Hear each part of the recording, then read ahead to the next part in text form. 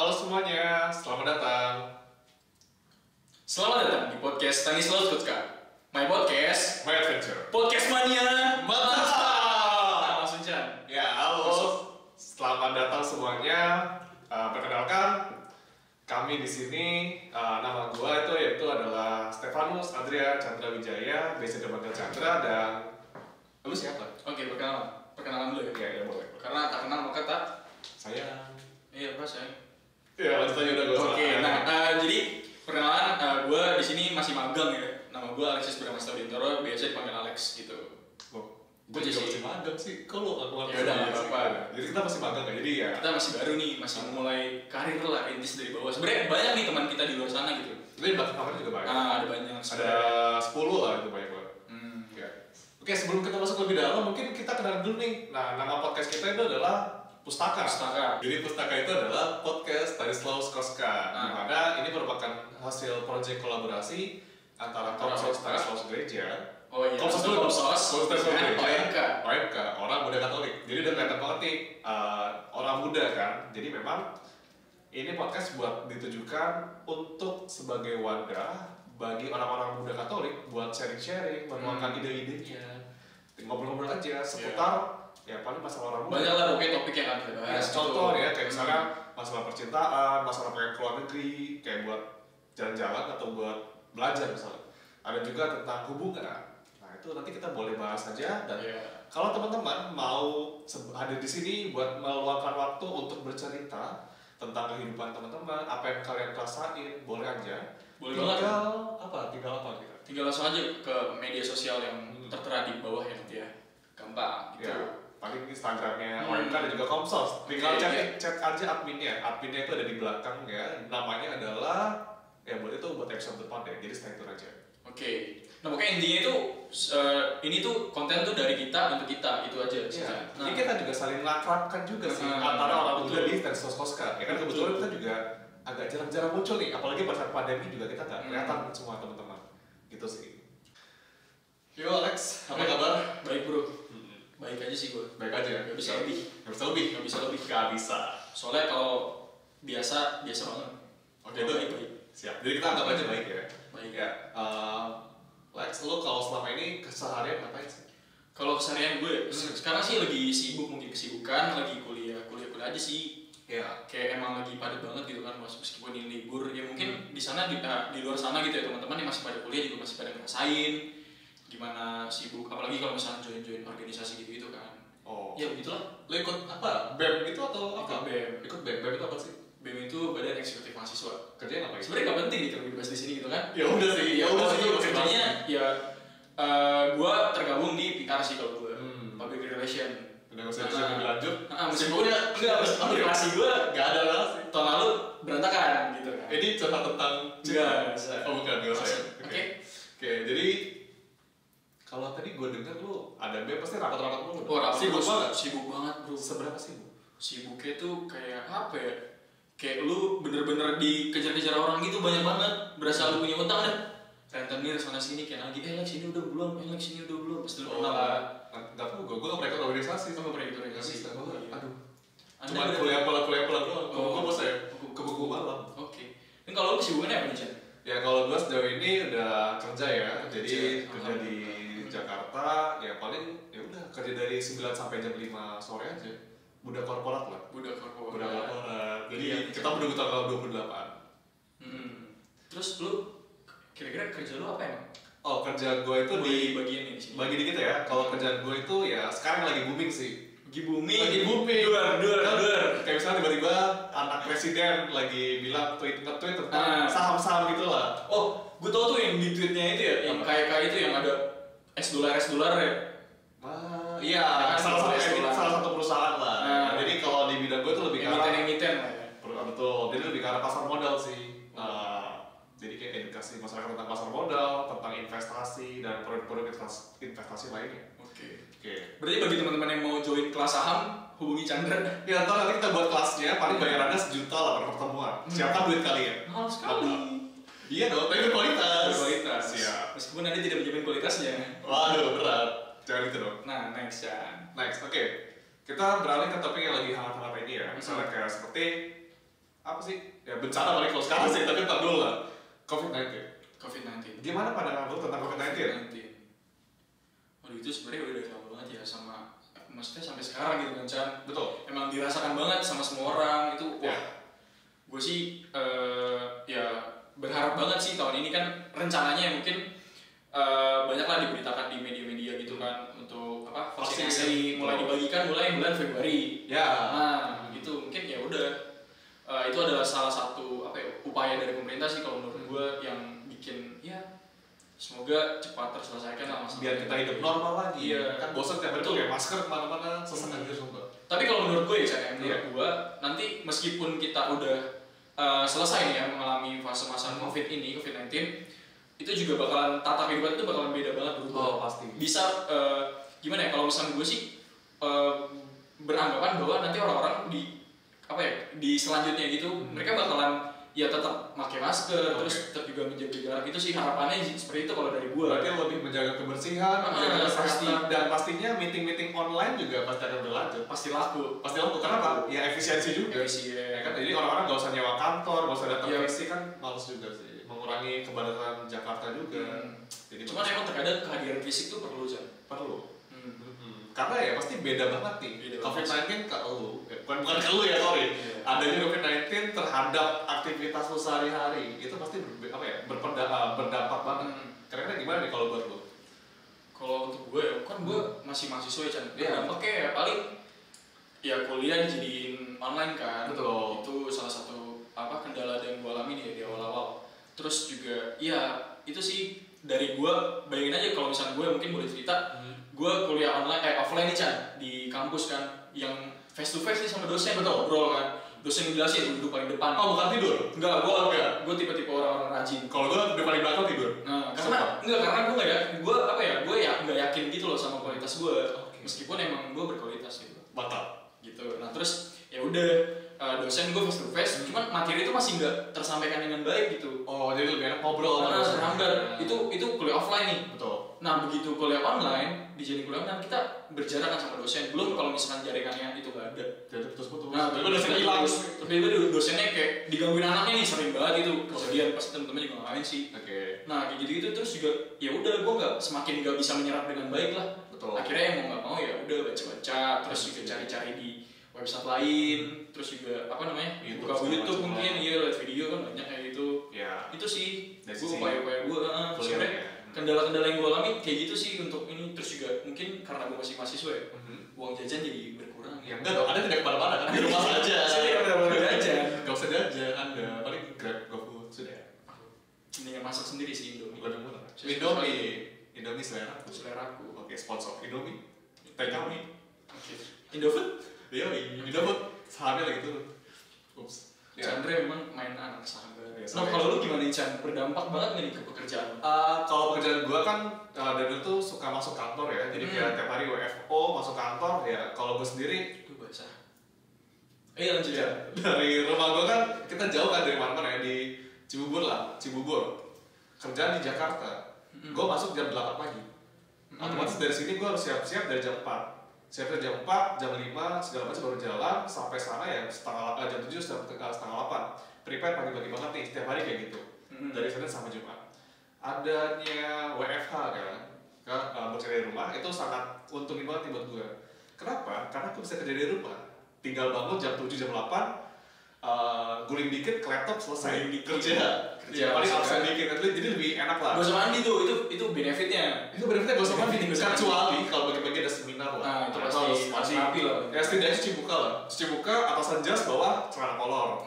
Celana pendek, bukan kolor banget ya. Pakai celana. Pakai celana. Betul. Gak usah pakai celana, dingin dong. Nah ini Chan, tadi sebenarnya lu sempat ini kan ngomong kalau misalkan tentang apa ya perjalanan ke kantor itu. Gue juga ngalamin nih Chan. Ada benefitnya juga sih kalau misalkan di apa ya perkuliahan dijadikan online seperti ini kan. Betul. Karena gue emang rumah gue di mana sih gue di Kampung Sawah. Rumah gue di Kampung Sawah. Cuman kampus gue tuh di Jakarta Barat. Wah. Jadi setiap hari gue harus pulang pergi naik motor. Berapa jam? 2 jam itu. Karena macet banget pagi-pagi. Tua di jalan. Bukan kita tua gara-gara jauh. Polusi semua nih, bus gitu kan. Jadi tolong pemerintah adakan transportasi yang bagus lah, yang layak. Kayak kereta listrik atau apalah, komuter lain. Gue takut Chan kalau udah bahas-bahas pemerintah. Iya nggak boleh dia. Nah terus ini Chan, benefit yang gue dapatkan ketika gue kuliah online adalah yaitu jam 8 mulai kuliah, langsung buka laptop, selesai. Gak usah nyalain kamera.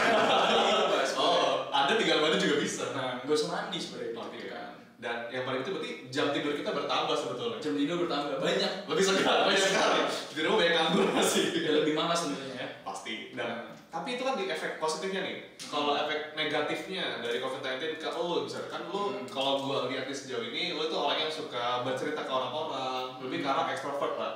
Iya, gue suka banget sih. Nah, kira-kira ada COVID-19, gimana sih mempengaruhi kehidupan lo sebagai seorang bisa kita katakan extrovert? Wah, kalau misalnya berbicara mengenai apa ya sisi sosial gue, parah banget Chan. Gimana? Gue adalah tipikal orang yang emang extrovert dan benar gak salah lo. Oke. Nah, ketika gue di apa ya orang extrovert di apa ya istilahnya ditutup lah gitu di dunia gue kan, disendirikan gitu, dipaksa untuk jadi orang yang introvert itu menurut versi gue ya. Ini bisa dikoreksi kalau misalnya salah. Nah, kalau misalkan gue dipaksa seperti itu, gue jadi kayak ngerasa wah gue nggak bisa dapetin energi, malah gue lebih cepat kekuras gitu energi gue karena tipikal gue itu orang yang menyerap energi dari orang lain.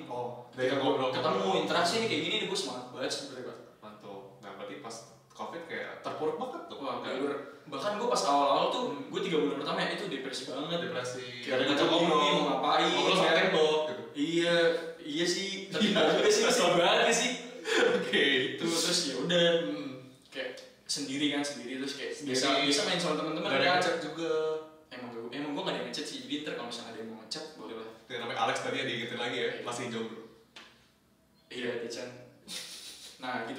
Nah itu kalau dari gue ya. Kalau misalnya dari lu mungkin ada nih faktor-faktor yang berpengaruh di lu. Kalau gue mungkin versi agak berbeda ya. Kalau gue lebih ke arah menguntungkan.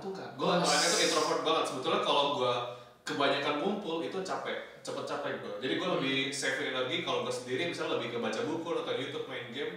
Gue lebih suka sendiri sebetulnya. Jadi dengan ada WFH agak menguntungkan juga. Gue gak harus banyak ketemu sama orang-orang. Nah jadi enak aja sih kalau gue pribadi, enak aja. Introvert ya udah, gue udah bisa sendiri, jarang kemana-mana, jarang ngobrol juga. Jadi ya udah menikmati aja, menikmati sendirian. Enggak, kalau kita lu kalau bisa sendiri lu ngapain aja? Ya baca buku, nonton, main game, bekerja dengan baik untuk bos tercinta. Bagus. Begitulah kira-kira. Anda menghormati sekali ya pekerjaan Anda. Iya, soalnya masih digaji dari situ Pak. Oh iya betul. Iya, masih tergantung. Menciptakan lapangan pekerjaan sendiri mungkin mau? Ya, soon lah. Bisa lah beberapa tahun lagi lah. Semoga saja. Lalu kita lanjut lagi. Nah, kan tadi kan lu bilang 3 bulan pertama lu sebagai seorang extrovert kayak depresi banget. Iya, susah banget, gak bisa pernah ngobrol. Kita juga video call atau calling juga pasti beda lah feelingnya. Nah, gimana lu overcome itu? Gimana lu bisa mengatasi masalah tersebut nih? Gue waktu itu gue ngatasinnya ya udah sih gue lebih jadi kayak enjoy gitu lama-lama kan mungkin kayak udah bisa. Gue juga salah satu tipikal gue itu orang yang gampang banget itu namanya adaptasi. Gue adaptif banget. Jadi ketika gue dihadapkan sama situasi kayak gitu ya mungkin oke lah gue bisa mengenangani diri gue sendiri itu dengan salah satu ya udah dengan cara gue mungkin waktu itu gue ya sama kayak lo sih kurang lebih nonton film, terus juga dengerin musik, terus gue nggak jelas deh di kamar ngapain. Mencari kesibukan lain pokoknya. Mencari kesibukan sendiri. Terus juga gue sebenarnya dengan adanya kayak gini kita dipaksa di rumah aja gitu, gue lebih ini sih jadi lebih orang yang produktif gitu. Gue bisa banyak banget belajar banyak hal. Dari awal nggak bisa edit sekarang udah bisa editing gitu kan? Bisa lah dikit-dikit. Bisa tuh itu bisa dikit-dikit. Terus ya udah, gue juga semakin di keterbatasan kayak gini gue justru malah lebih bisa menjangkau koneksi-koneksi di luar gitu. Betul sekali. Sama juga bingung kenapa. Sama lagi tentunya mendekatkan diri pada Tuhan. Amin. Itu masih amin sih gue. Karena itu adalah poin penting yang emang gak pernah yang gak boleh ditinggalkan. Betul. Itu sih kalau dari gue. Karena gue pernah namanya ngerasain jauh dari Tuhan tuh wah. Jauhnya gimana? Kan kita emang gak bisa lihat. Jauh. Karena gue bisa mengartikan jauh dari Tuhan itu dalam artian jarang berdoa bisa tuh. Iya. Dulu gue sering banget berdoa setiap hari. Gak pernah berdoa. 5 waktu kalau bisa dibilang mah. Itu agama lain. Iya bisa dibilang gitu kan. Maksudnya ya gue rutin banget lah rutinitas berdoa. Terus gue juga mungkin gara-gara dalam diri gue ngerasa ternyata doa ini gue artikan sebagai rutinitas. Terus gue sempet skip banget tuh. Berarti lu nganggap doa sebagai kewajiban doang? Dulu kayak gitu. Pernah. Misalnya gereja juga males berarti dong, kewajiban doang. Karena dulu gue setiap hari harus ke gereja. Gara-gara apa setiap hari? Kita setiap minggu doang biasanya. Karena gue rajin, Pak. Siap. Rajin banget gue. Aduh, speednya gitu banget ya. Oke, diterima. Baik. Rajin. Terus ya udah, akhirnya gue nyadar kan kayak, wah ternyata nggak bisa nih kalau kehidupan gue kayak gini terus. Nah ya udah makin lama gue aktif, terus gue juga coba untuk berdoa. Orang tua gue juga, ya mereka nggak kayak komen-komen marahin gitu sih, lebih ke ngajarin. Marahin lu kenapa berdoa gitu? Enggak, maksudnya ketika gue jauh dari Tuhan gitu ya. Jauh dari Tuhan. Oh, udah kelihatan nih. Gitu. Terus mereka kayak udah lebih ke negur gue dengan tindakan-tindakan mereka. Gue doa lu gitu. Kayak lagi lewat nih saat mau ke kamar mandi kan, enggak dong gini, bawa handuk jalan ke kamar mandi. Terus mereka lagi doa, terus gue kayak, wah orang tua gue doa nih gitu kan. Oh, menunjukkan. Terus gue jadi udah masuk kamar mandi doa. Dingin dong di kamar mandi doa. Di kamar bisa ya. Pokoknya orang tua gue tuh sering ngajarin gue lewat tindakan-tindakan mereka gitu. Benar. Itu sih poin-poin yang gue bisa ambil. Pokoknya ya gitulah gue selama pandemi ini ya gue justru ngerasa kalau gue itu jadi manusia yang baru lagi, diperbaharui kayak bagus. Gue ngerasa kayak gitu sih. Mantap. Oke, jadi kita lebih dekat kepada Tuhan ya dari sisi lo, dan ke gereja juga bukan karena kewajiban lagi sekarang. Tuh, lebih karena tugas sih. Karena tugas sih tugas emang kangen sebenarnya. Oh, kangen. Jadi kita bisa memanfaatkan karena kita komsos itu jadi bisa masuk-masuknya tiap minggu ke gereja tuh bisa. Iya, itu bebas banget gak sih? Iya dong. Tapi kita juga tetap menaati aturan-aturannya. Betul. Dan gak sembarangan lah. Iyalah. Dan itu juga sekarang juga ada slotnya sih. Jadi misal sekarang juga bisa online juga bisa offline juga. Kalau offline juga buat teman-teman yang misalnya belum tahu, jadi bisa nih buat bisa offline. Caranya adalah nih, ntar ada linknya di sini. Daftar, terus atau nggak hubungi teman-teman saya nanti. Iya, di belakang. Atau nggak ke ketua lingkungan sih biasanya. Ketua lingkungan coba tanya, misalkan teman-teman kayak udah lama banget nih nggak pernah bisa, nggak pernah ngerasain hosting lah, ngerasain nggak pernah, karena kita ada PPK, betul, dia diambilin. Itu dia. Nah terus kalau misalkan itu tuh kita ini Chan, buat teman-teman yang mungkin nggak bisa dan lahir. Nggak juga. Nggak dong gitu. Mungkin mereka kayak ngerasa, oh ini jenuh banget nih bisa online terus, atau feelnya beda nih. Wah gue pernah sih cari gitu. Gue dulu. Oke, Nih, kalau gue pribadi ya, semenjak adanya PSBB, Jakarta dan Depok dan juga apa sih namanya ini? Bekasi lah ya. Bekasi. Kita pada pilih pas sendiri. Jabodetabek. Ini. Kita sampai kita nggak boleh ke gereja, kan kita harus bisa online di rumah. Gue jujur aja, gue nggak pernah bisa online. Waduh, kenapa? Sumpah itu feelnya beda. Feelnya tuh beda banget, kayak kita cuma liatin nonton doang, itu kayak beda sih. Gue nggak bisa sebetulnya.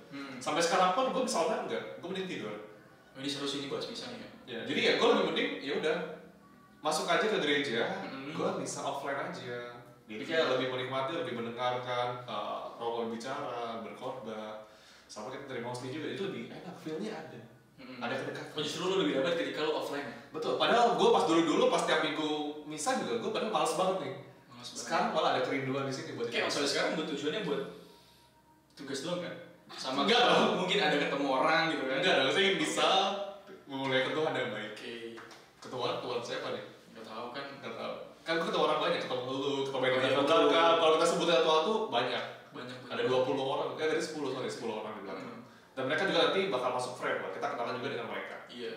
Nah, gitu Chan. Kalau tadi gue pengen cerita sih sebenarnya, mungkin ada teman-teman beberapa yang emang punya pengalaman yang sama ya. Mungkin ini pengalaman buruk banget sih. Kacau. Gue mungkin sekarang jadi semangat kayak gini karena mungkin gue kangen sama rindu akan suasana di gereja, terus juga rindu menyambut tubuh dan darah Yesus gitu kan. Itu mungkin awalnya gue dipukul kali kalau bisa diartikan tuh sama Yesus, karena dulu tuh gue pernah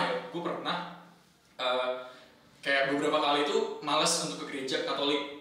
Gue gereja Katolik, ke gereja Kristen. Sering feelnya beda sih. Terus akhirnya ternyata feelnya beda gitu. Betul. Feelnya beda, terus ya udah gue akhirnya kembali lagi, terus jadi kayak ternyata kayak gini ya. Terus sih gue emang beberapa, terus pertama-tama nih sama kayak lu. Kalau lu kan jarang bisa online. Gak pernah masa? Gak pernah. Kalau gue dulu diajakin bisa, gue kayak iya begitu aja. Iya, oke iya ada. Nah ntar gue sorenya gue nyetel misa di YouTube, gue tidur. Cari nih misa dari pagi kali 2.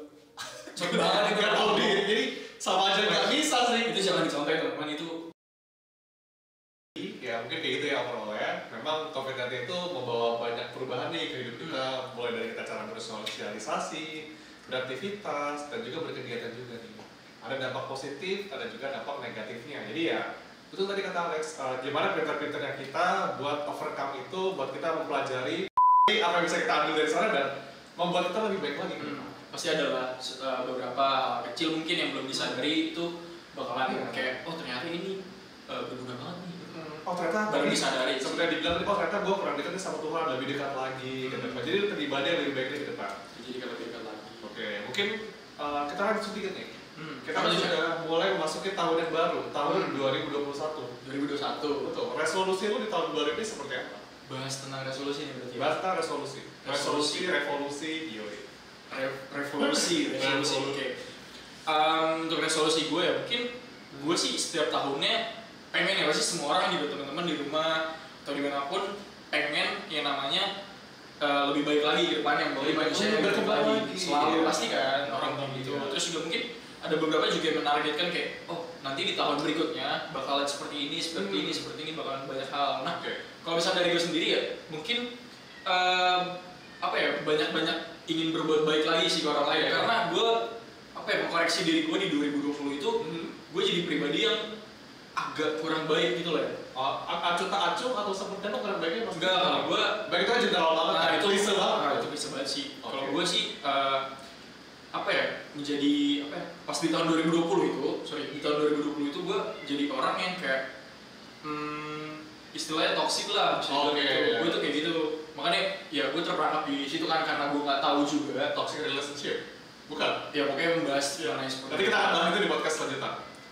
Nah lanjut lagi seperti itu terus juga kayak gue baru sadar nih ketika gue disadarkan sama diri gue sendiri itu sih poin pentingnya ketika lo sadar terus lo baru tahu nih kayak oh ternyata emang ya dulu gue kayak gini gue bisa koreksi sendiri tuh introspeksi sendiri.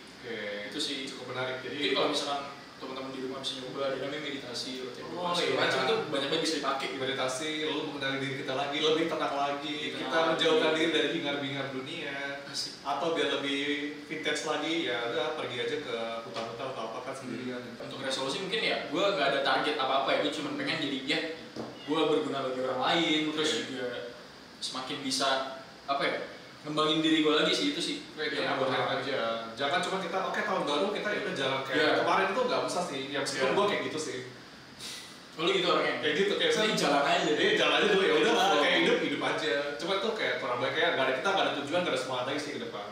Jadi ya sebisa mungkin tahun baru kebiasaan baru dan juga kenapa kipas geram juga ya gak ada AC ya terus lanjut ya kebiasaan baru tahun yang baru hal-hal baru ya maksudnya lebih baik sih nggak mungkin kita hal baru yang lebih kurang baik tuh nggak mungkin. Jadi ya teman-teman ya semoga di tahun 2021 ini bisa mendapatkan segala hal yang baru misalnya seperti ada pertemanan baru, circle baru, jadi cadar tuh ya. Terus ada keluarga baru, mungkin yang ingin mau menikah, ada juga pekerjaan baru, mungkin teman-teman yang belum dapat pekerjaan segala macam, lalu misalnya mau S2 ya kan, tempat baru, kalau mau kuliah luar negeri juga bisa, atau kuliah universitas favorit, misalnya UI, UGM, ITB itu banyak negeri, tapi swasta juga bagus kok. Mungkin kita lanjut sedikit, kita kasih agak hints ke topik kita berikutnya nih, sebagai penutup. Topik kita berikutnya apa? Ayo teman-teman di belakang kamera. Nggak ngomong, ya udah. Mungkin kita topiknya tadi. Masih dirahasiakan mungkin enter gini. Dirahasiakan. Mungkin nanti editornya bisa ada tulisan di sini. Bisa, itu kerjaan editor ya. Editornya lu kan? Enggak. Jadi ada beberapa opsi sih. Tadi kita mungkin belajar di luar negeri, ada juga kita tentang hubungan lah, toxic relationship atau bagaimana membangun hubungan lebih baik ke depan. Dan juga mungkin topik-topik lain seperti benar juga mengenali diri sendiri. Dan apa ya tadi gue semakin dekat dengan diri sendiri. Apa ya? Bahagia versi kita. Bahagia versi diri masing-masing. Bahagia menurut aku. Mungkin menurut aku bahagia, menurut kamu dulu. Misalnya aku bahagia aku receh. Ya, mungkin menurut kamu tidak bahagia. Baru kan juga apa? Udah gak usah kayak gitu. Oke. Ya udah oke. Sampai jumpa lagi di Pushstar Podcast Tanis Los Dadah. Yo.